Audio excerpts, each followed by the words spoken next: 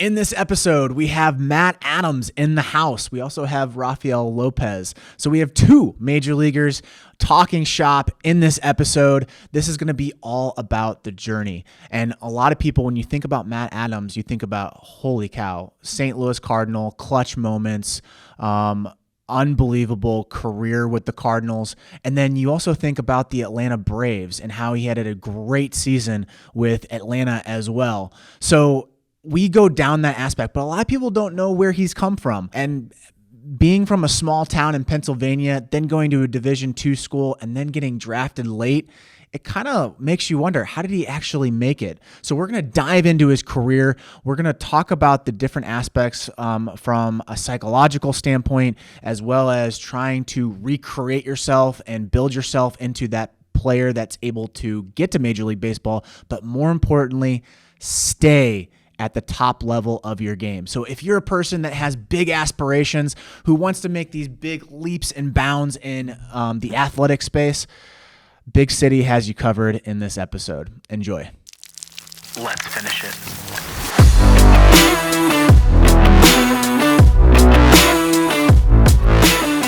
What is up, everybody? Welcome back to another edition of The Closing Pitch. My name is Spiker Helms. Not across from me is actually Matt Adams. Welcome. We have right to my right is David Burkby, and then Rafi, just like literally sneak attack on podcast. Four-time All-Star here. Yeah, so glad to have you back. Guys, in this episode, we have Matt Adams, MLB star. Obviously, if you're a St. Louis Cardinal, you know exactly who he is. Really glad to have you, man. Big thing that I really want to touch on and talk about, which is huge just in the baseball space, is your unique story coming from Slippery Rock.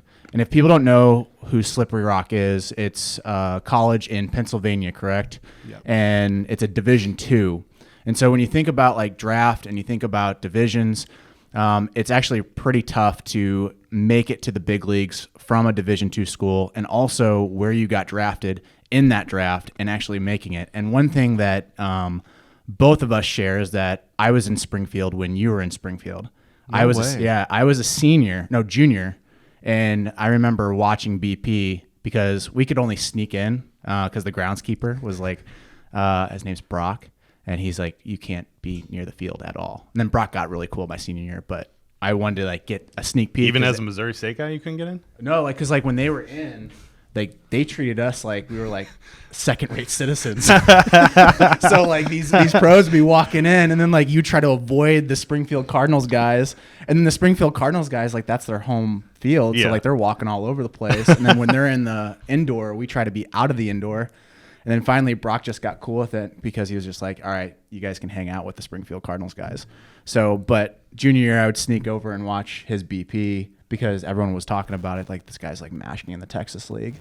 And for us at Hammond's in the springtime, it is extremely difficult to hit a ball out of the ballpark. And this was right when they come in, it's right at the end of spring. And then this guy was just launching home runs over the indoor. So whenever we got there, we had a workout. We were supposed to play the big league club, and that got canceled. So we did a 2-hour practice, and I remember taking BP and I don't know if it was just the day or whatnot, but the ball was guys were putting them on the roof of the indoor, and I'm like, this is gonna be a fun place to play. Yeah, because we're using metal bats, we're barely hitting this ball out of the ballpark in the springtime because it's crosswinds, and then I didn't realize it changes in the summer. During middle spring to end summer, it starts changing. And I'm just oh my God, this guy's superhuman. Albert Pujols is in so much trouble. Yeah, that turned out not to be true. But go down your story. So Slippery Rock, and I want to go down because your stepdaughter's going through the recruiting process too, which I find extremely fascinating because you were a Division II guy, made it to the big leagues, and now you're recruiting dad. Super dad trying to figure out what's going on. Yeah, so I had a 75% ride to go to University of Pitt, and that the head coach called me. I went there for my official visit, did everything, met the players, coaching staff, sat down, talked with them. A week later, I get a call saying that my grades are not good enough that I got to retake my test scores. Got them where Pitt wanted them, and they called back and they're like, in that week we found a catcher from Canada, way. Offered him scholarship, so we're gonna have to offer you a walk-on spot. And I'm like, my dream was always to play, as is anybody playing baseball, wants to go to a good D1 school and continue playing baseball. And I get a phone call saying that like my scholarship was pulled, and I was like, I just want to go somewhere to play. I don't want to sit on the bench and get like forgot about. I want to play and develop and get better. So my high school coach played for my coach Jeff Messer at Slippery Rock. So he made a phone call. It was late. They came and watched one of our playoff games, and the rest is history. I go in, meet the coaching staff at Slippery Rock, and just felt like at home. With it's out in Western PA, and out in the middle of nowhere, and like that's where I grew up in Pennsylvania, central part of the state, but in the middle of the woods, out in the middle of nowhere. So I felt at home there, and just. So you're a country boy. Yeah. Okay. And now I turned into somewhat of a city boy here. So you were a catcher? I was drafted as a catcher. Yeah. No kidding. I didn't know that. And then I showed up to Johnson City rookie ball, and they had me listed as an infielder, and I was like, thank God. Especially after, going in 2010, my first spring training, and just seeing what those guys have to deal with. Yeah. So you and Voigt had like the same like path, because Voigt was a catcher. I never knew that he was drafted as a catcher until like 2 years ago. Yeah. And he was down in Springfield when you were down in Springfield. It's crazy. And then Yeah. Pierce Johnson, who's in the big leagues as well, who just had a one inning start. They're doing it now.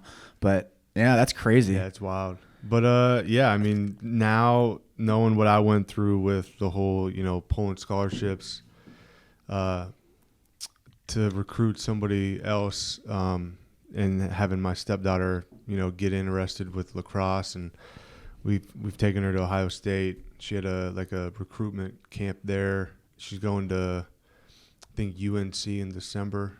Okay. Everything's out another east, camp. right? It's all out east. Yeah. Lacrosse is real big, eastern part of the country. But hearing her thoughts on like, well, I just want to go D1. I only want to go, and I'm like, listen, like it's like with lacrosse, like it's different because there's not much of a path after college. There's not pro. Well, I guess there is, but there's pro, not. But it's not like Major League Baseball or football or anything like that. So for them, Division I lacrosse is a big deal. So she's got to work at it, obviously, but I'm also wanting her to know that there are good D2 programs out there that will give her maybe more attention one-on-one than if you go to a big D1 and just kind of get shoved in there and sit in the bench and not really having the ability to grow as an athlete. At what point did you like just kind of settle down with like, yeah, I'm gonna go Division II? Because like how it is, like when you're young, you have the testosterone and you want status and you try to go after the D1 dream. Like at what point were you just like, you know what, screw it, it's I don't care anymore? I think realizing that Pitt was really my only D1 offer that I got. Yeah. I got interest from other schools to walk on and whatnot, but like I said, I didn't want to do that because I knew small school, Pennsylvania guy coming in, all these other recruits are coming from Florida, California, Texas. I would get lost in the shuffle, and I didn't want to do that. I wanted to go somewhere where I could hit the ground running, play, and develop. So, and was Slippery Rock like known for? Sorry to interrupt, but is Slippery Rock known for baseball? No, not at So the like, time. so Not at the time, though. So literally, you're going into a program that's like, I don't even know, like it's not known as a baseball program, like a perennial Division II. Because we talked about Tampa before we got on the mics. In Pennsylvania, they're well known. Yeah. But outside of the state and there are other D2 programs that are way more known than Slippery Rock was. They had a handful of guys drafted. Like way before me, but I just I had my comfort of knowing that my college or my high school coach played for the coach that I was going to play for, hearing how he was and how he interacted with his players, like it just made me feel at ease to where, like you said, I could put that, having to go D1 behind me and just focus on going in there and giving it my all to. So was it like development? Was it his personality? Was it just the stories that you heard from him? I would have to say his one-on-one skills, like the communication skills that he has, and he was honest. Like if he knew that you needed to work at something, he was brutally honest to let you know, hey, if you want to play for me, you got to get better at A, B, and C. Yeah. So I like that because I'm the type of guy that I need to be pushed. If I have any leeway, like. So if you were sucking, he'd be like, dude, you suck right now.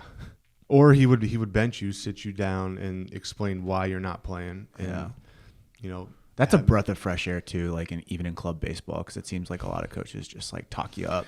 Yeah. Depends on the you're parent. good. That's all I'm saying. Dynamite drop in, Monty. Can't wait for the next round. I don't remember what he said after that. I know. I can't remember the whole dodgeball. Like it was Cotton or whatever. Cotton. Yeah, Bateman was Dynamite drop. Yeah, Bateman was the color commentary on that. Yeah. Everyone forgets that he was he had a small role in dodgeball. Isn't that funny? So funny, so funny. So yeah, then after Slippery Rock, you went into you got drafted. And were you a senior draft or were you a junior draft? No, I was a junior draft. Oh, you were one of the lucky ones, yeah. 23rd round. We were told I went and did 4 or 5 the draft camps at different stadiums. Went to Yankee Stadium, Citi Field, Fenway, and then went down south and did 2 workouts for the Royals and the Braves. Okay. And we were told after those things that I would go 7th to the 10th round. So come draft it's always day, like it I'm is, right? Yeah. computer, and it's okay, I knew I wasn't going day 1. Yeah. So day 2, I didn't sleep much the night before. Woke up super excited, and my family and I just around the computer, because at that time, I don't know if they do it now, but it's all any day, day 2, day 3 is all online. Yeah. You just gotta they refreshing the page. I think they still do that. That's what happened in 2012 when I was could have got drafted, didn't get drafted, but literally sitting there trying to click and refresh and be like, am I going? It's miserable. Yeah. And 7th round came, 8th round came, 9th round came, 10th round came, nothing. And I'm at that time I just got pissed. And I was livid, and I got up and I told my mom and dad, I said, I got in my car and I went to my friend's house and just kind of got my mind off of it. Yeah. And I pulled into my friend's driveway and get a phone call from my agent at the time saying, hey, you may go next round. Yep. The Cardinals have a lot of interest. And then 23rd round came and I get a phone call from the Cardinals, and the rest is history. I worked out 2 days. It took to negotiate. It was not long negotiation. Yeah. Process with. Yeah. Well, I mean, your choice is go back to school for senior year and potentially get drafted again, or you're taking a risk. But you're going to take a risk because literally you're going to get a quick trip sweet tea and a half a taquito to go down to spring training if you're a senior. Yeah. Senior sign. You're getting maybe $1,000, and like you said, a plane ticket to go down and not even really get looked at. Yep. Yeah. Because you're a senior sign, you're basically on the old. chopping block. Yeah. So I wanted my dream was always to, get drafted and play pro ball. So that happened, and I wanted to take it and run with it. I sat down, talked with my family, and made the decision to go ahead and forego my senior year and start the process of playing pro ball. And it was weird because I've never, college was an hour and a half away. So now I'm packing my bags and hopping on a flight and going to the middle of Tennessee, and with no friends, no family, just by myself. Yeah. And I'm like, and you have Dominicans, you have a little different than D2 Pennsylvania. people from California. Don't know much Spanish, and now I'm just I'm getting thrown into the fire. But it made me grow as a person, being able to go through that process, and just always feeling you weren't good enough to go higher, you weren't good enough to go D1.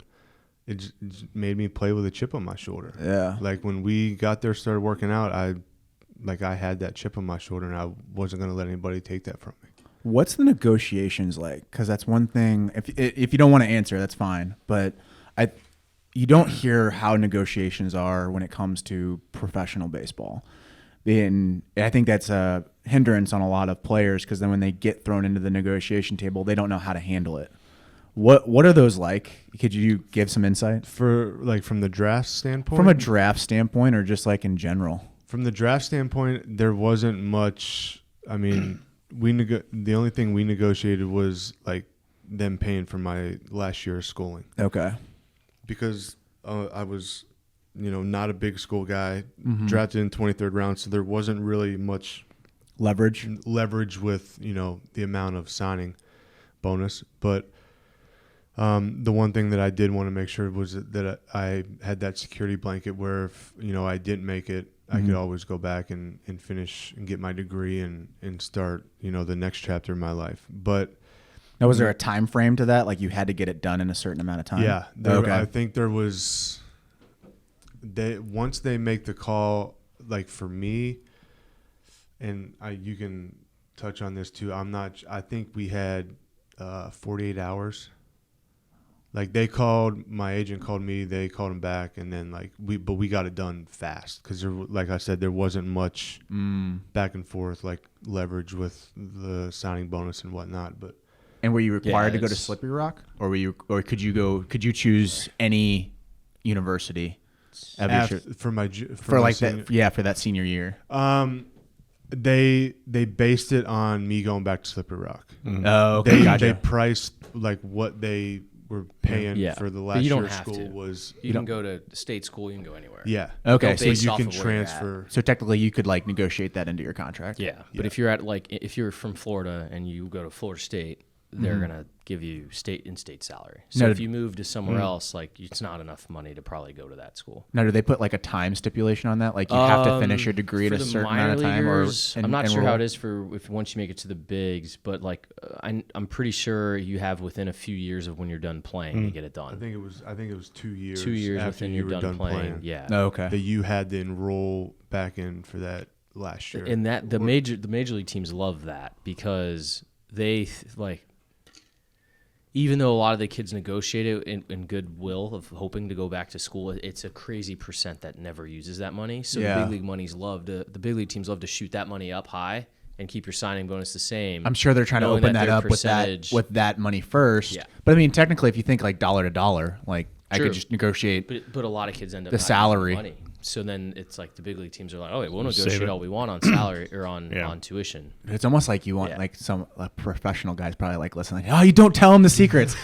I don't care. But I think we know that by now. But I mean, hence the shirt. Very nice person. I mean, technically, what you could do is you could just say, all right, let's just say it's a $20,000 for each year. Like if you went to a certain school, I just take that money, put it into a account that I can't touch, has a time sensitive, and then I just pull it out at that point. I think you can use it. You don't have to. I think once you start it for school, you can. I don't think you have to use all of it for school, do you? That I'm not sure. Or if your school costs less, you can keep that money or something like that. Yeah, you can keep the difference. I do know that, but I'm not sure if you can use it for something else. But I think it's cool that they give that option. But like Raf said, a lot of guys end up not using it. It's hard. I mean, once you're in the minors for 5 years and then you're 24, 26 years old, you're not going to go back to school. Well, I mean, imagine a guy like me. I'm 33 and hey, let's go back to a 4-year. Sure. You'll be that old guy that everyone talks about. God dang. That old guy with the beard and crazy ass t-shirts. Oh God. Minor league baseball. Being a guy that's drafted later, being a guy that's Division II, is it stressful? Very. I mean, you're putting so much pressure on yourself day in and day out because you have to go out there and perform, or you're getting sent home, and your dream's over. Would you consider that the ultimate pressure? Or would you say World Series or? I mean, I think they're two different kinds of pressure. At the time, I think it's Did you just feel like you were on the chopping block for that first couple of years, like all the time? You go into a 0 for 20 slump and you're done. Yeah. Yeah. And I hit well, like every minor league stop I had, but there was times where I would go 0 for 15, 0 for 20, and I would feel like, well, damn, I'm going to walk in tomorrow and I'm getting called into the manager's office and I'm going home, just because, later round guy.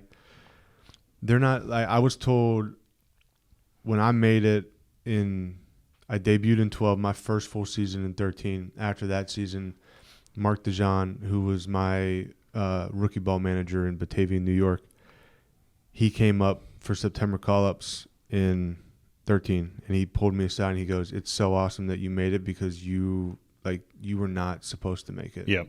You were drafted to fill a roster spot on a minor league team." And I was like, that just added to the fire in me. Most kids are like that. What's crazy about what he just said is most players are not drafted for No. It's almost congratulations for having a good college career.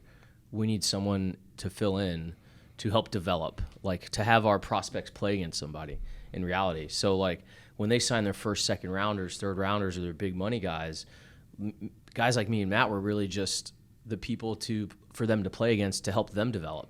And it was really just like, hey, good job with college career. You're good enough to like play against the guys we actually want to develop. It's just so we can have our first round prospects play against people and have teammates.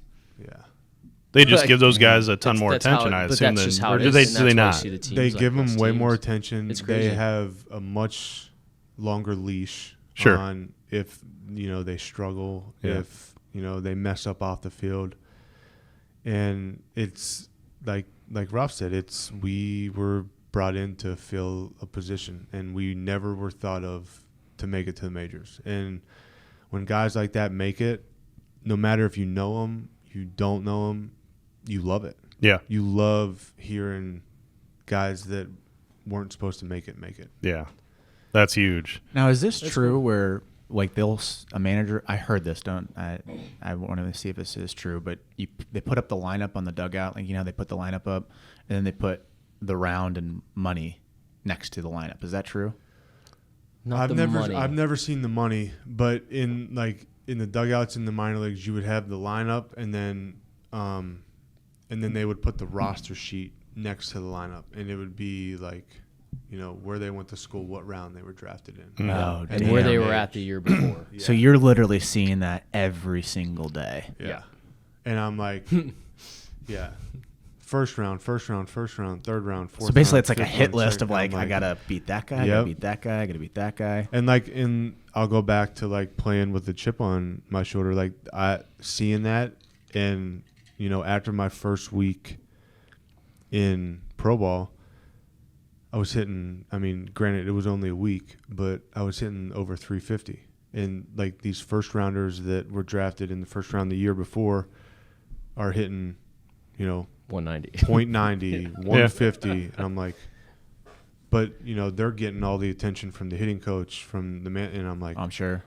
This is absolutely insane. When did you look at those guys and be like, dude, I'm better than you? Yeah, you got to. You have to. And you have right? to, like, in this sport and in life in general, you have to walk around with a confidence about yourself. Yeah. Or you're going to get eaten alive. And especially in that environment, like it's a dog-eat-dog world. Like, yeah. You literally don't know who's your friend and who's your enemy. It absolutely. Seems like. Yeah. You don't know if you have like a real friend. Yeah. Because even your real friend's just going to get released or traded or and then you never talk to them. And then you probably never talk to them. It's weird. Like, does it get better when you get to the big leagues? Yeah. When you're an established guy. Oh, really? Yeah, because when you're not, like, you still kind of have the minor league mentality of like, could be gone tomorrow. Yeah, I'm not gonna know his name until he's here for 2 weeks. In reality, yeah, it's like for sure. And like I went back to dealing with that minor league mindset the last 2 years because I was on minor league deals, not getting everyday at bats and struggling a little bit. Where I was like, well, like I was waking up and wondering, well, is today my last day on this team? Like, oh dang, so it came weird. back. They came back, but like realizing that my future is in my hand. Like I can either, give into this mindset and falter and be done, or I can pick my ass back up and get back to work and keep going until I can't go anymore. Before we kind of cut you off, you said there's 2 types of pressure.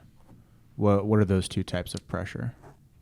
I feel like in the minor leagues, the pressure is to make it. Okay.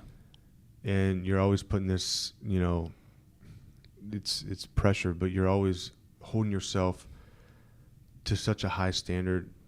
And you do it in the majors as well. But like once you make it to the majors, at least for myself, the pressure turned into, well, now I'm on national TV.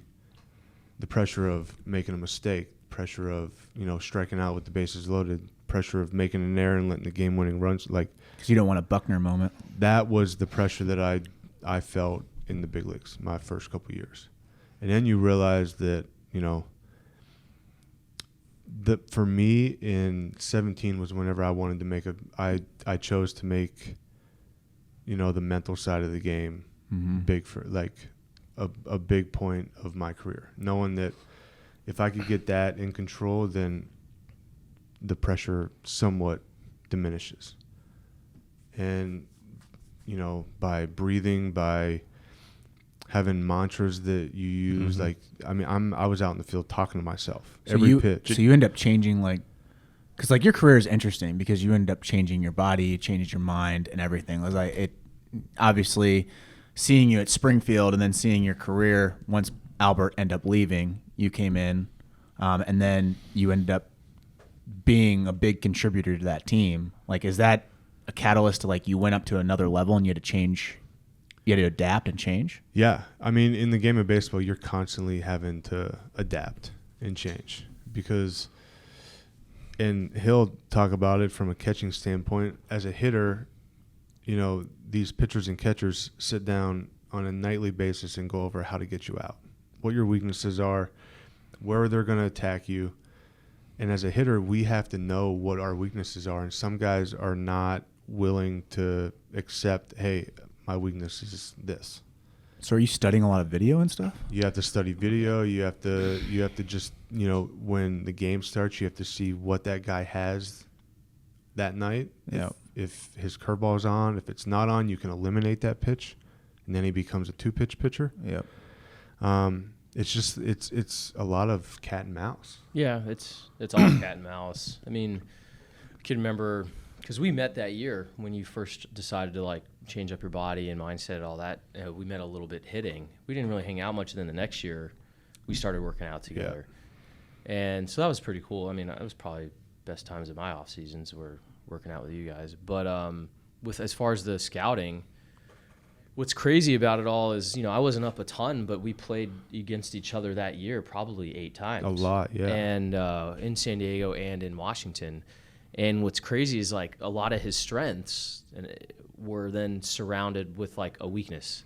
But if you missed to that, it was down and in sliders. You know what I mean? If they were in the zone, you hit home runs. If they were below the zone, we could maybe get him out. But he would learn to he knew that's where we were going. So sometimes he was able to I'm just selling out to this spot and knowing that they're going to try and attack this weakness. And if you missed, I mean, just the tiniest bit, it was a home run. Yeah. I mean, it was kind of that simple. And that's what's so crazy about the big league hitters, especially good big league hitters, is you can prepare all you want, but if you don't execute, it doesn't really matter. And if you don't execute, you better hope you're calling a game hoping you're also thinking about where the pitcher's going to miss. Yeah. And does his misses also add up to the hitter's strengths or weaknesses? So you may completely abort a pitch because you're well, my pitcher tends to miss here, and that's also strength for him. So next pitch. And that's kind of how it is. Yeah. And they know that. They're looking at that. So would you ever bait pitchers into a pitch?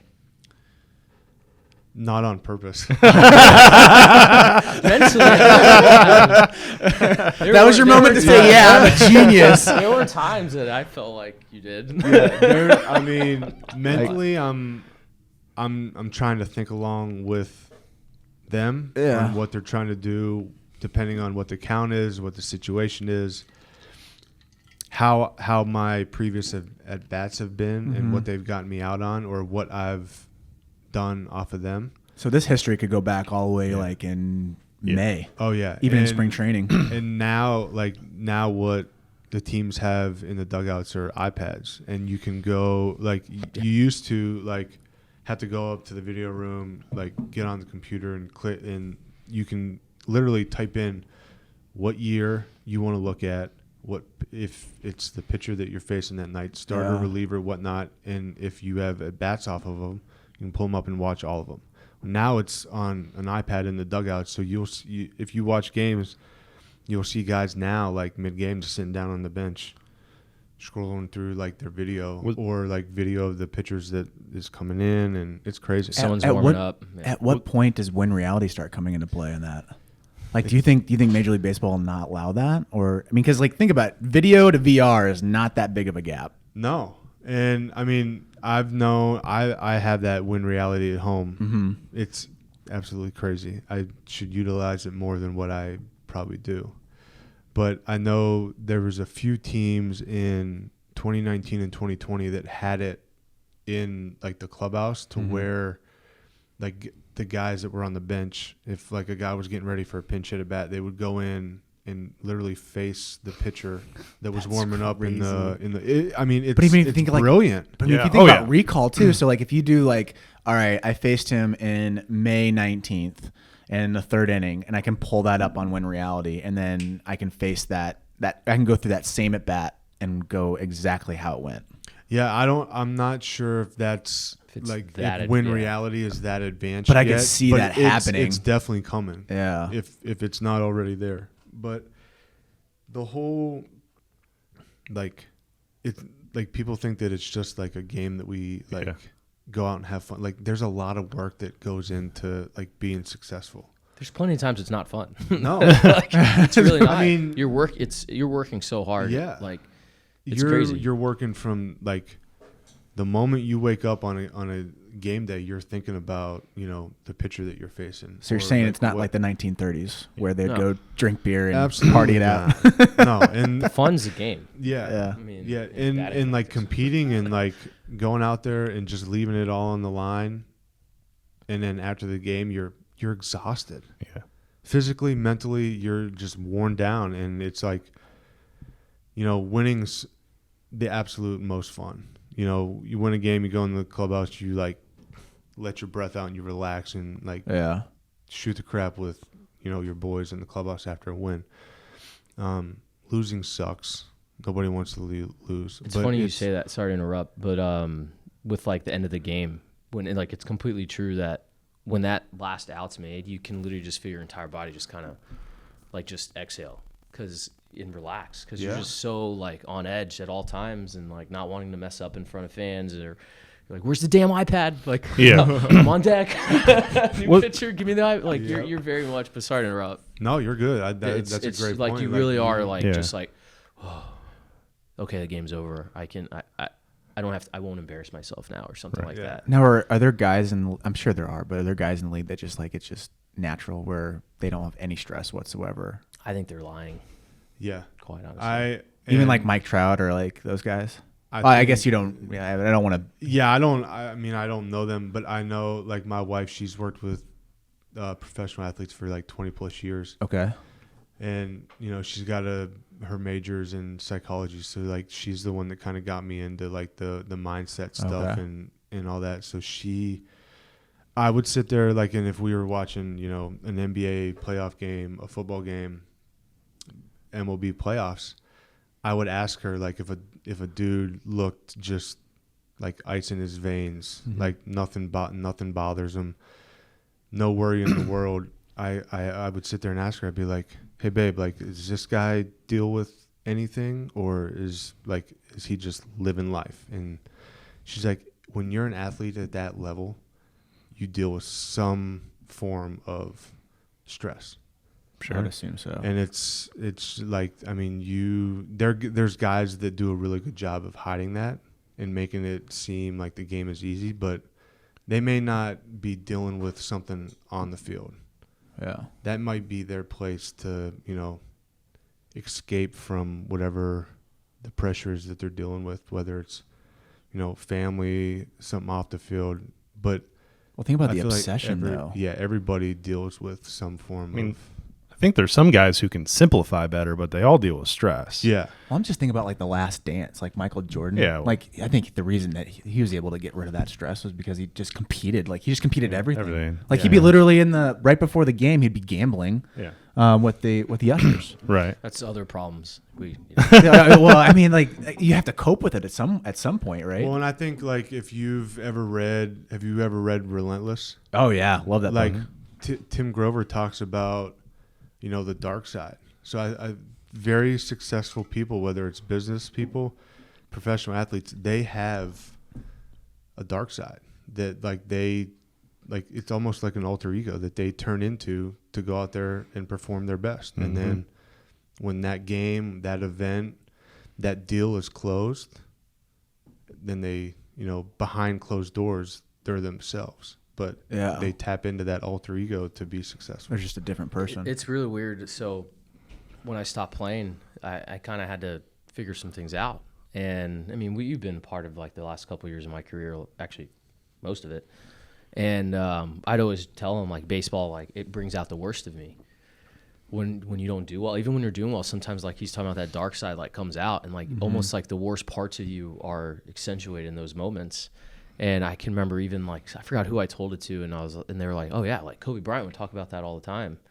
And it's weird as then when you're not playing, you're just like kind of on edge at times because you're so used to kind of feeding this avoiding certain negative thoughts, but at the same time like that side of you just happens to come out. Yeah, you got to fuel that animal. Yeah, and it really is like he's saying kind of this alter ego, but like that alter ego can also be like a dark side of you that you may not like very much, but that's the only way you can play. Was it competition that triggered that for you, or the level, or what? I think for anyone, it's failure. Really. Failure's a big thing because nobody wants to fail. Yeah, right. And it's sometimes just the thought of failure, never mind actually failing. Right. But like even like coping with failure at the big stage, like. Because again, you played in World Series, you went deep into the playoffs. Like, does that ever cross your mind? And if it does, like, how did you cope with that? Like, that's a big stage. I'm just thinking, I'm trying to put myself in that situation. It's just like, I lost us the game in. I'll take you through like an event. We were playing the Giants. I want to say it was in 14 in the CS because we beat the Dodgers in the division series. Is that when Puig was with Dodgers? Yeah. Okay, that year. Okay. And coming off, I hit the homer off Kershaw to send us to the CS, and then Game 6, tie game. Or no, we were up by 1. Is this in St. Louis or No, this is in San Fran. Okay. Packed 50,000 people. That atmosphere is one of the best in baseballs, but they're ruthless. They hate the opposing players. Hate them. Those damn vegans. And no offense if you're a vegan. No. It's just Or San from Fran. California. we were up by 1, I believe, and first and third, 1 out. And I want to say it was Pagan hit a ball to me. I touched first, and instead of looking like Crawford stopped at third, he's a tying run. Yeah. So now there's 2 outs. Instead of looking at him and stopping him, I just turned straight and threw to second and threw the ball away, and they ended up tying the game. Next inning, short hopper, I come in, charge, and the guy's safe at home. So like I'm destroyed. Like I basically feel like I lost the game for us, and like. They need one more win and it's over. And it was just, like that was not a great feeling. But like I went in there to the clubhouse after the game was over. I did not want to take my uniform off, did not want to leave because I felt like I let everybody down. Yeah. And my teammates came up and patted me on the back. And, when they did that, they didn't even say anything to me. It just made me feel like, hey, it happens to everybody. Mm-hmm. I was able, to let that go and show up the next day and hit a big go-ahead homer off Bumgarner. And we ended up losing on a walk-off grand slam, but like I was able to, I failed the night before big time. I was able to, let that go and not dwell on it and be able to show up and put your team into a position to actually win the game. Yeah. And I think like that's like, to touch on like your point, you have to have a quick like memory. You gotta, like, everybody's gonna fail, whether it's something with your business, and if you're an athlete, you're gonna fail one time or another. But I mean, the greatest hitters fail 7 out of 10 times. Yeah. So you just have to have a quick memory. You flush it and get ready for the next opportunity. So like when you hit your head on that pillow, it literally just empties. Yeah. Well, I try to like try to empty. Try it empty. Yeah. For me, I try to leave it at the clubhouse. Like I try to empty it before I even leave the field, so I don't take. My main goal was whenever I met my wife. This is my second marriage, so like whenever I met my wife, I did not want to bring what I was dealing with, whether it was failure, whatever I was dealing with at the field. I did not want to bring that home and put on her. Like so, my main thing was feel what you have to feel after the game and leave it at the field. Like that was one of the best pieces of advice I've ever gotten. So you'd actually bring it home with you. Oh, I was the worst. Like in the everyone, minors, yeah. I was the worst. Like I would, and like I didn't hit below 300 in the minors ever.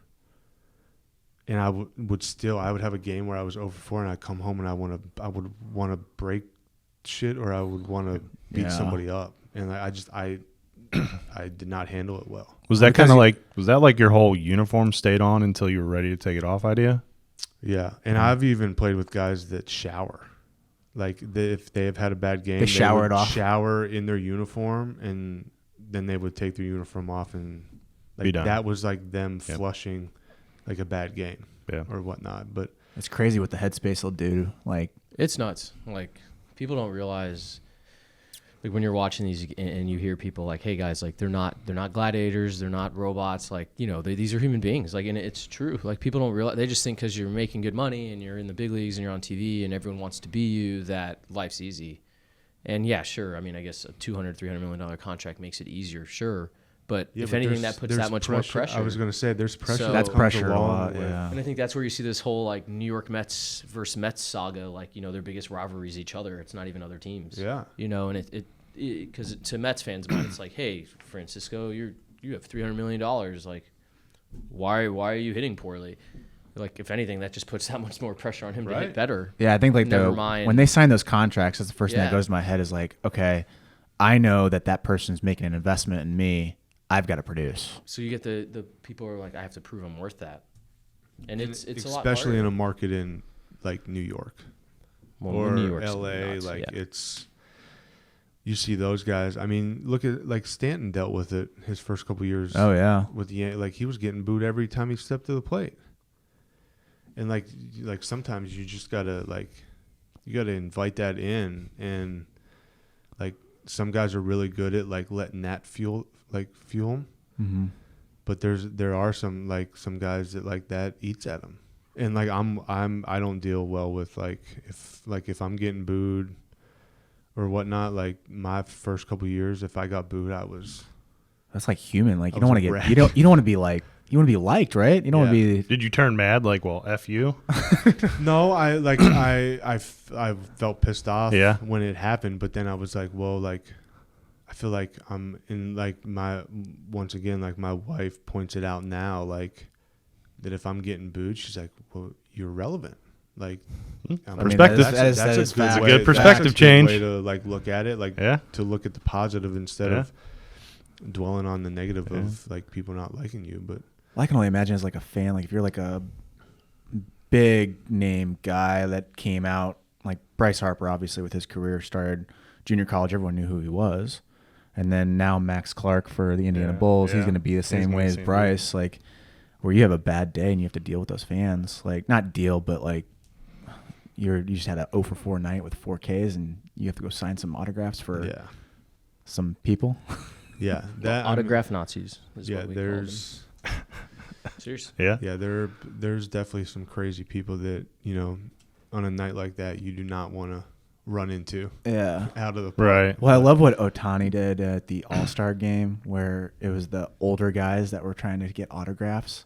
And the older guys were like pushing these kids over, and then Ohtani would like push that guy over, and then find the kid and sign it, and then another guy would come in, he'd push it, was like just literally like stiff arming these like They're older crazy. dudes. Yeah, the older guys are crazy. Oh, it's And, brutal. Like, they're like, you'll see them like not so much the last couple of years because of the situation and whatnot, but like when we would go to New York, we went to New York a lot in 17 and 18 with the Nationals, or 18 and 19, and we would be sitting on the bus getting ready to leave the team hotel, and like these old guys would give kids a baseball and run up because they know that like Because they're gonna sell your they're gonna sell your autograph. 100%. Like, Yeah. it's not genuine. It's like I'm gonna Yes. take it, I'm gonna flip it on eBay. Well- It's like, well, that freaking sucks. You go to Cooperstown. I went to Cooperstown with my dad, and I saw. You remember Mike Olt, right? Yeah. I saw like 15. They literally had like 15 autographed Mike Olt baseballs on the main street of Cooperstown, like one of those autograph stores, like No way. memorabilia stores. Yeah. And I was like, asked the guy, like, I knew exactly how he got them. How'd you get them? He's like, oh, I make a trip here for spring training. I make a trip here for spring training. It's great. Oh, it's and then brutal, I have man. inventory. Yeah. Like literally, this guy's entire storefront was just all brutal. spring training autographs. Yeah, and it's crazy. Like the guys in New York, they will pay. Like if one of us signs a ball for these little kids and they bring them back, they get like we watched the guy hand the kid a $5 bill. So it's like, well, that right there knows that I'm never signing another autograph in New York. Yeah. Yeah, Because it's these like- guys are sending kids because we know, like they know that we will sign for kids because that's Yeah. what it's Yeah, all about. for sure. That is what it's all about. I want to go back to something he said earlier that I thought was really cool. That you were talking about like booing and negativity and like, the things that come up in a game. And you said, it was just cool. Cause I mean, we talked mental side a lot, working out and like if we hang out or whatever. And you said sometimes you just got to invite it in. Mm-hmm. And I know we got some of like the young players who will listen to the podcast and whatnot. And I just think that's a really cool point you brought up, that, sometimes just invite in that pressure, invite in that like negativity, invite in that thought of failure, invite in the whatever it is you're scared of, just invite it in and kind of just meet it dead on, see what happens. Absolutely. I think like a big point with that is you have to, like, if you want to grow and if you want to, reach the next level and be successful, you have to be comfortable being uncomfortable. And you listen to like, Tim Grover's a great person that talks about, being comfortable in like being uncomfortable. Yeah. I don't know if I'm saying it the right way. No, but, that's like, right. Yeah. Hey, Yeah. right. Another one, Andy Frisella Yeah, at love him. First Yeah. Form. Big fan. That's all they talk about is like, they're like, the world's crazy right now, but you're in charge of your own destiny and your own path. So for you to grow, for you to be successful, you have to be okay with being uncomfortable, because that being in that uncomfortable phase, that's when you grow. That's when you get better, and that's when you become a better person. You're in the learning process, basically. Yeah, you always have to be in the learning process. Like they're like those guys that like, the top athletes, the top business people, like they have to learn too. Like, they may look like they have it all figured out, but they're always learning, because that's what life is. Yeah. Going through life, adjusting, learning, and being able to, take that next step. And Well, that's what makes life interesting. Is Absolutely. being able to learn. It's not about obviously like having money and all that. That's nice, but being able to learn continually and finding new things that you're capable of. That's what I think really is like the big thing, where a lot of people think, oh, I want to be famous. I want to have money. I want to be on TikTok where all these people comment on my posts. Like, that's not what it's about. I don't think guys play to be famous. I mean, No, I I can think of didn't, going to yeah. a hockey game with you a couple years back, and that lady just standing in front of us. yeah, She's like, "Hey, Matt," blah, blah, blah, and like literally standing with her back to the ice rink, to the rink. yeah, not even And then- watching. Like, Yeah. I mean, Not even watching. There's just a game completely on. Yeah, Right there. Just because and I'm like, I'm here to watch the game. I don't want to talk to you. Like, I don't know who you are, but like, I'll be It's so nice funny. and like say Sure. hi. But like, I just want to get to my seat with my wife and my friend, and I just want to watch a It game. was, yeah, and like she literally, then she points to me, "Who are you?" And I'm like, "I'm just a friend trying to watch a hockey game with my friend." "Oh, I'm sorry, sir," and then like walk away. Like, I'll, you know what I mean? Like, you're not looking for that attention No. when you play. And, If like- anything, that's the attention that like what we talked about once was getting pro players, big league players. They never go back into youth baseball because then they know it's just going to be parents just doing things like that, or well, and they don't want to draw the attention away from the kids. Yeah. But anyway, I thought that was funny. But like to touch on that's like topic. Like my wife and I were sitting in breakfast in Jupiter one spring training. We had an off day. We slept in. We were gonna grab a nice breakfast and go to the beach and enjoy the off day. And I'm sitting. My wife is sitting where you are. Yeah. And our food just gets delivered, and this lady comes in and sits in the booth next to me, puts her arm around me. And my like Kim, my wife, she goes, like, as Excuse this lady me? is sitting here, do you know this lady? And I said, no, I don't know who. She's like, She was about to beat this lady I'm up. sorry, I don't want to interrupt your guys' breakfast. And Too my late. wife What you was do? like, Oh, you did. you know Kim, like Yeah, I she's don't not care, afraid yeah. to say it. Like she goes, well, you did interrupt this breakfast. So like, she's like, can I get a picture? And my wife's like, no, we're here enjoying breakfast. Like he's It's not at the insane, field. Like we're it's his off day. it's like, cool at first, and then Yeah. after a few times, you're like, I just want to eat. So how do you approach a big leaguer then? Or are you someone famous? Like if you saw Don't sit down next to him. Don't- like if you when they're eating.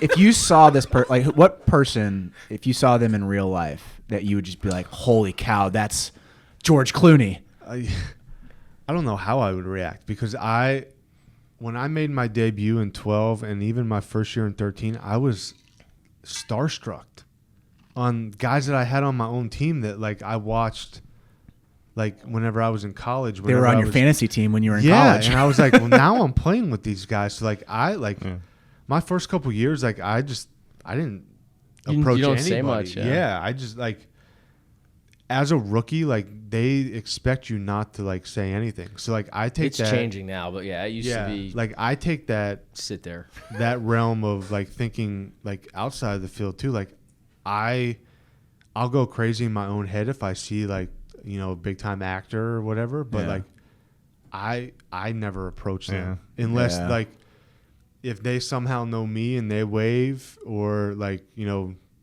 give me like a head nod, like I'll do that back. But like I'm not, because I know what they're dealing with. Yeah. Because they just want to be a normal person. Yeah. You want to be treated like a When you normal probably person. feel like Because you've we always are got normal eyes on people. you. Like we Yeah. don't like Kids are different. kids are Yeah, like totally. like I would invite a, "Hey, what's any up?" time You of know, the and you kids. wave Yeah, by. like I'll make any time of the they day. say like, holy crap, you're Matt Adams. Yeah. Yeah. I will sit there and talk to kids. I'll take pictures with kids, but like when grown adults do it, it's a little weird. Yeah, for sure. So like I don't like, to answer your question, I don't know if I would go up and approach anybody. I would be like, hey, like I'd be like, hey babe, like this is so and so. Like I wouldn't like dart off like some people do and like jump in front of them and like, hey, can I have your autograph? Yeah. Like, that's just not me. I'm sure some people would do that, but I'm the same way. I think Yeah. the best Well, when I is saw you hit over here, I was like, in my head, I'm like, holy shit, that's Matt Adams. But then I'm like, what's up? Who's that hitting instructor? Yeah.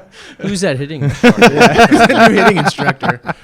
I always think that would be so funny if like a famous guy would do like lessons and they'd come in like, oh, this is your new instructor, and you're like a mustache and like fake hair, and then you're trying to teach and see if the kid actually like listens. Yeah. I think that'd be I so think funny. Red Bull does that kind of stuff with like their athletes. I think like Chris Bryant, they've had a few Chris- Yeah. dress him I up and that's like what I was go just hit gonna He did the DBC and- JC thing. Yeah, Yeah.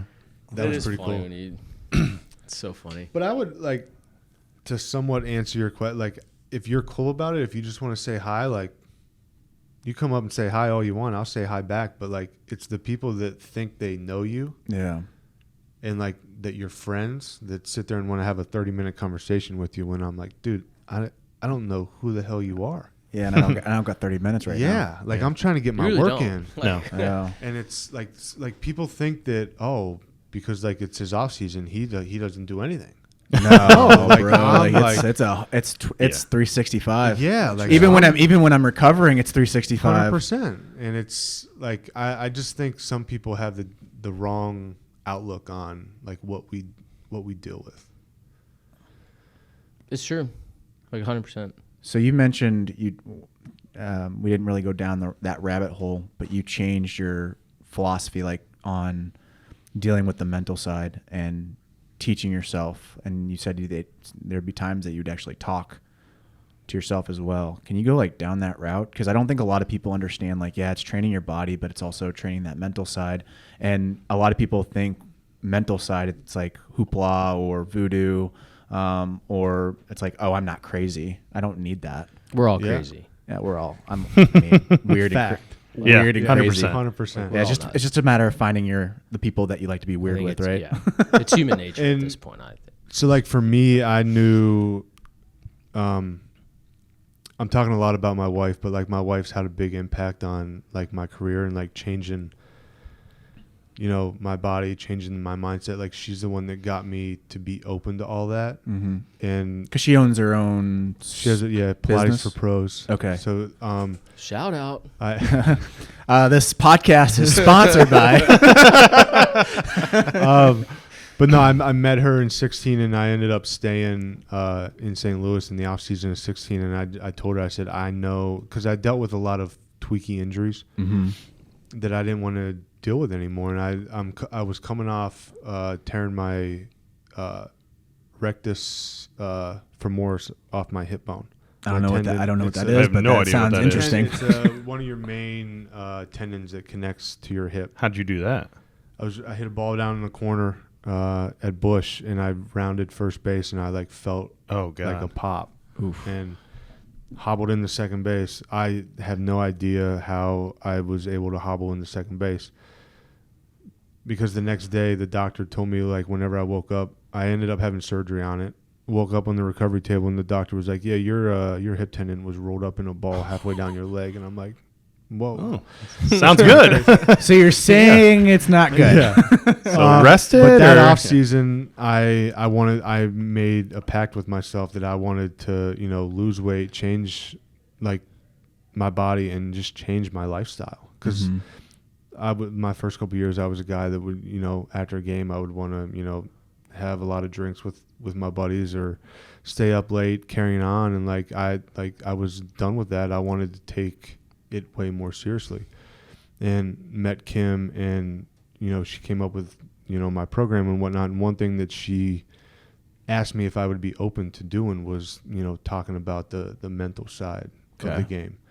And at first I was like, well, I don't deal with a lot of that stuff. Like, I don't think I need it. And she's like, you're a professional athlete. Like, whether subconsciously you deal with it. Yeah. And if you don't deal with it, then it's going to come out in ways that you don't want to deal with it. And then, so I first started talking about like the mental side with her, and like she was the one that really got me open to the fact of, you know, training your mind. And So like, was it just like dark energy? Like you just have like negative thoughts, or was it because like when I played, I had a lot of negative thoughts. Like it just bombarded me like crazy. Well, I think it was the negative thoughts, but it was also like operating out of fear. Okay. Like those two were my two big things. And she started me on it, and we still do work today. Like, whether it's, you know, before my workout, whether it's, you know, at nighttime when we're just like chilling out, watching TV, like she'll like just bring up questions and ask like, what's going on in your head? And that's in the off season. Like, and she does it even more so during the season. Like if she's not with me, and, you know, she's watching a game and like I don't look like myself, she'll call me. I'll have a voicemail on my phone after I get in from the game, and she said, hey, call me when you get back to the hotel or get back to your apartment, and we'll dissect like when it went haywire and like when it changed. And I talked with a guy, the Nationals had a mental coach that, you know, I talked with daily. He like became really good friends with my wife, and so it was like I had two people in my corner that I felt strongly being able to go in there and not be judged with, Just you know, share what was on my mind. Yeah. And people, like, especially kids wanting to, you know, play high level, you know, high school, college, and want to go on and play pro ball. Like, if that's a dream, like, they have to be okay with opening up to somebody, whether it's a parent, whether it's, a mental like coach or whatever it is. Like you have to get that stuff out so it doesn't roll your body and send you down a dark path. I think that's where a lot of like players don't go down because they don't want to be judged. I also love how she approached that with you. How she said, "Are you open to that?" Because I think that's the first thing that's the hardest. You just plant the that's seed. the hardest hill to get over. Yeah. Literally If she just would- starting. Yeah, and if she would have approached it by like, "Hey, you're you need gonna do help." this," Yeah. like I would have been like, "Well, I don't know if she's the right one to be helping me like change my lifestyle, my body, everything." But like by the way that she approached that, it allowed me, because I sat down in spring training and told Mark, the guy with the Nationals, I was like, I never thought that I'd be sitting down talking with somebody about the fears that I had on the field and off the field, but because I would feel like, well, this guy's weak. Right. Yeah. Yeah. And Kim and Mark, they're like, well, that's the furthest thing from being weak. Like that's actually showing strength, that you're open and you're willing to. Because nothing can address hurt you those at that things. point. Right. What's really cool, like talking about this, is when you're a young player, you're even more scared to like mention something. Fact. Like that. Fact. So, and us being pretty much the same age, but we had totally different careers, obviously. It's like I was a 31-year-old still like a rookie. You know what I mean? So then when you're a mature guy, as far as age, but you're still seen as a young player at the field, you're even honestly like more fearful of discussing these fears or negative thoughts, because they're like, well, you've spent 8 years in AAA, you should have it all figured out. And it's like, well, sure, yeah, in AAA. But like in the big leagues, it's quite the opposite. So it's really cool to hear that, like, what you went through, that even though you were an older guy as far as your veteran status, you were able to like put aside kind of that ego, I guess you'd say, and like be able to talk about that. Well, and like that's one thing that both Mark and Kim talked about was you have to like there's no room for egos. Like you have to, like you said, you have to set that aside. Yeah. For you to be your best, for you to give the best to the team, and for your own development, and to be able to reach that next level in your growth, you have to set that aside and be willing to just open up. Mm-hmm. Would you say the physical side is easier in the beginning, but then when you get to like the show, it's literally just mental battles constantly? Yeah. It's not physical. No, when you're at that level, everybody can play, and some better than others. But you have to, like, when you reach that level, you're a great athlete. So what makes you be able to stay or adapt is, the willingness to get better with the mental side. And you're battling, the pitcher on the mound, or if you're a pitcher, you're battling that hitter on the mound. So you have to be in a great, mindset to where you're like, I'm not letting this guy beat me. And I'm going to do everything in my power, whether that's study a little more video, be open to adjustments, or adapt, change my swing a little bit to where if this guy's pitching me a certain way, if he's got a really good sinker down and away, I got to work on staying like through the ball, get under it a little bit, because if you come down on the ball, you're hitting a ground ball. Yeah. So it's like little like things like that run through your head to where you're constantly on a day-to-day basis, you're adapting, and you have to do that if you want to continue to get better and to stay. Would you say that Major League Baseball is fun? Yeah. I think, The business aspect doesn't get in the way of it? The business side sucks. And When you're on the field, it's fun. yeah, like when you're on the field, you're not thinking about, the business side of the game. You're not thinking about anything but going out there and competing with 8 of your brothers that are on that field with you to beat the team that you're playing. Like that's the fun part, is going to battle with your brothers. Is the playoffs different? Yeah. When it comes to it? Playoffs are completely Just a different animal? Yeah, it's.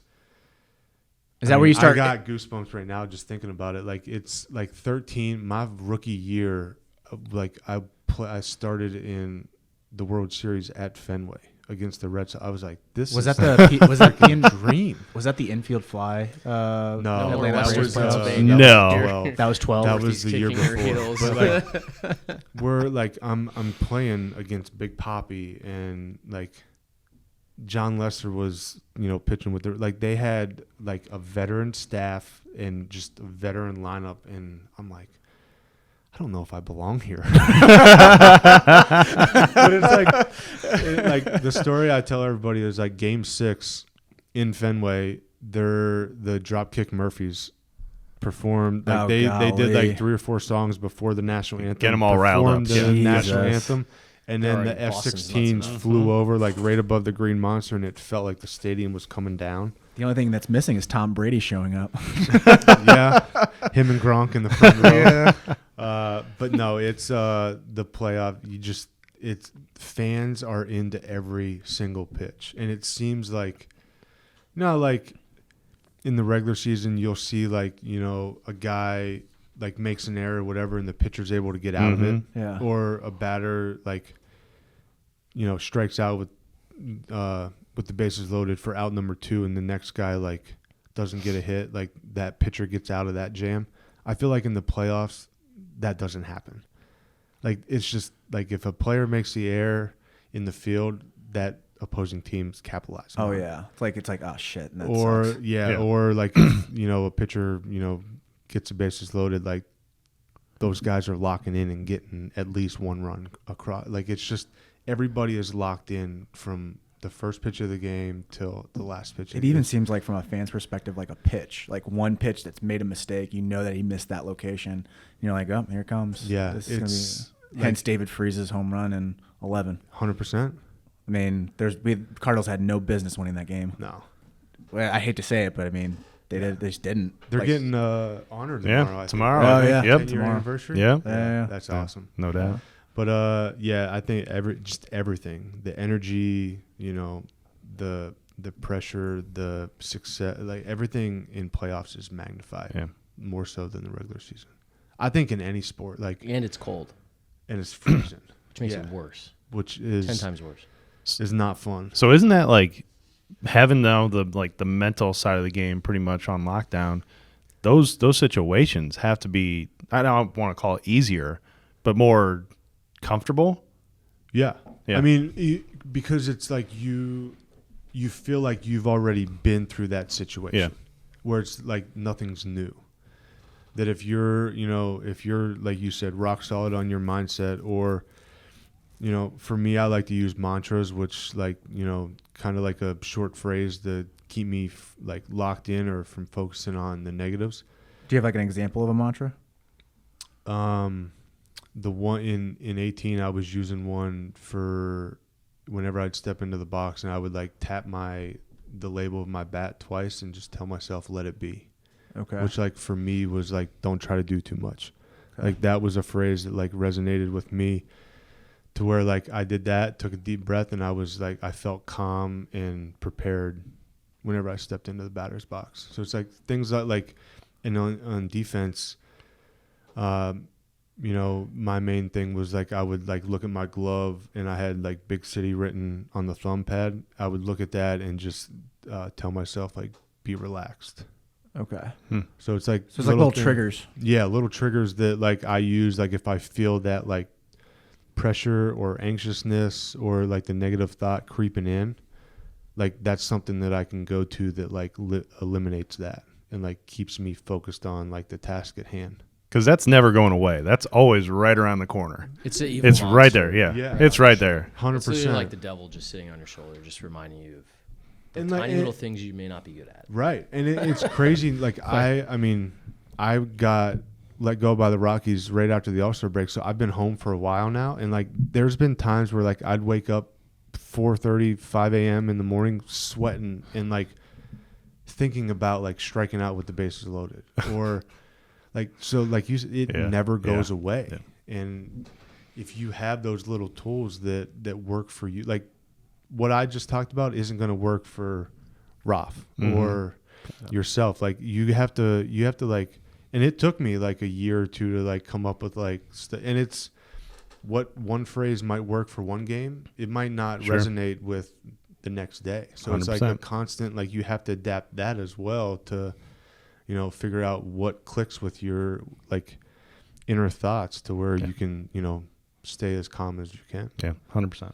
In high school and junior college, I actually would have Jolly Ranchers, like a bag of Jolly Ranchers, and that was like my way of coping with that negative thoughts. Because like I'd literally just put a Jolly Rancher in, rub my batting gloves, and throw the Jolly Rancher away. And then the umpire's like, "Why is there so many fucking Jolly Ranchers over here?" That's funny. I played with a few guys that would like chew, like a few pitchers that would like chew gum when they're in the dugout. Yeah. And then like when they go out to the mound to get ready to start, like after their warm up pitches, they'll throw it behind the mound. Oh, really? Like that was like their way of like That's super interesting. locking in. So it's like I think it's great to hear like what everybody like does to Like different kinda- tactic yeah, strategies I that think deal with it's- their own, because everyone's different, right? It's interesting, yeah. Yeah. I mean, what one person's going to be really good at just saying a phrase over and over again, and another person's going to Mine be was just just doing survival something at physical. all times. Yeah. Just survive. Survival. All I thought, survive. This could be the right pitch, could be the wrong one.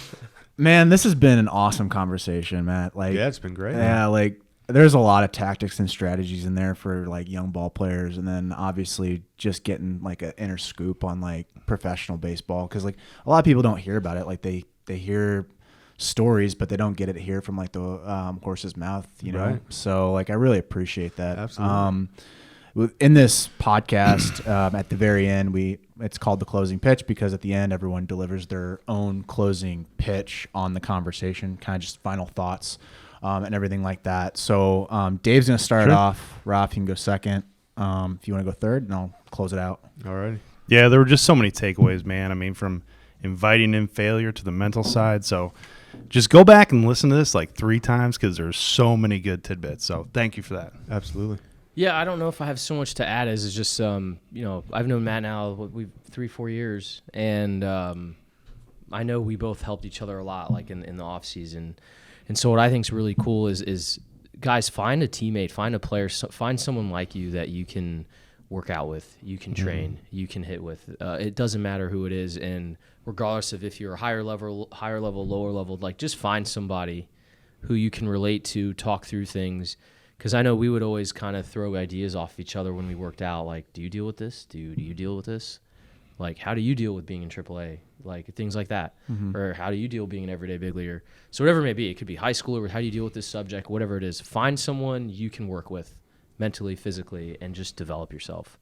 And I think that's kind of my advice on this closing pitch. Yeah, that's great. I think, you know, to add to your point, I think it's great to, you know, find somebody that you can relate to. That, you know, a true friend that's not going to judge you for, you know, wanting to have a difficult conversation. As an athlete, I think it's huge to feel like you're not going through like a difficult time alone. So my advice, you know, for any athletes out there, young, older, whatever it may be, don't be afraid to ask for help. If you need help, if you want help, in whatever it may be that you're dealing with, don't be afraid to ask for help. It does not mean that you're weak. Yeah. The show here, I think, had some great dynamite drop-ins by Rafi, so I appreciate those. Always. I love it.